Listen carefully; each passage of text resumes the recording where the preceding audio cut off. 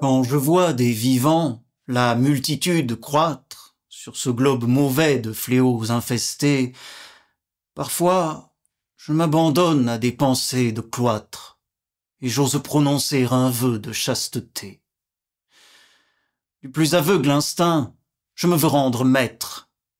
Hélas, non par vertu, mais par compassion. Dans l'invisible essaim des condamnés à naître, je fais grâce à celui dont je sens l'aiguillon. Demeure dans l'empire innommé du possible, ô fils le plus aimé qui ne naîtra jamais. Mieux sauvé que les morts et plus inaccessible, tu ne sortiras pas de l'ombre où je dormais. Le zélé recruteur des larmes par la joie, l'amour, guette en mon sang une postérité. Je fais vœu d'arracher au malheur cette proie, nul n'aura de mon cœur faible et sombre hérité. Celui qui ne saurait se rappeler l'enfance, ses pleurs, ses désespoirs méconnus, sans trembler, au bon sens comme au droit, ne fera point l'offense d'y condamner un fils qui lui peut ressembler.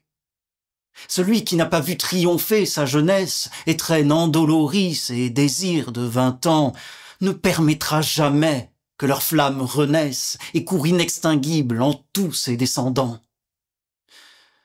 L'homme à qui son pain blanc, maudit des populaces, pèse comme un remords des misères d'autrui, à l'inégal banquet où se serrent les places, n'élargira jamais la sienne autour de lui.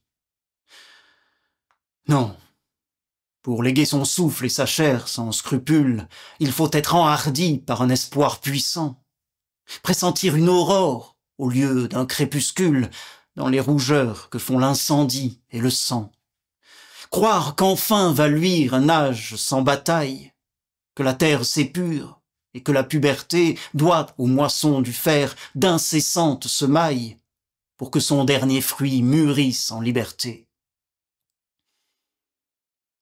Je ne peux. J'ai souci des présentes victimes.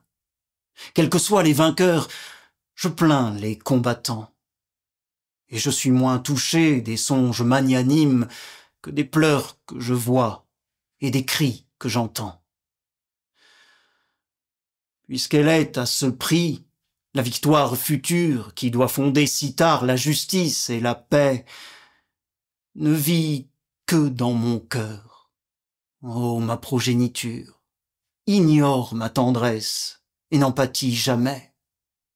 Que ta mère demeure imaginaire encore, que, vierge, ayant conçu hors de l'hymen banal, sans avoir à souffrir plus qu'un lys pour éclore, elle enfante à l'abri de l'épreuve et du mal.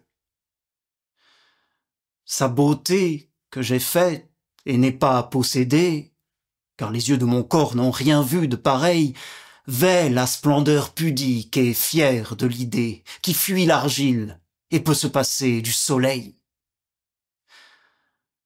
Ainsi, je garderai ma compagne et ma race soustraites en moi-même aux cruautés du sort. Et s'il est vain d'aimer pour qui jamais n'embrasse, du moins exempt du deuil, nous n'aurons qu'une mort.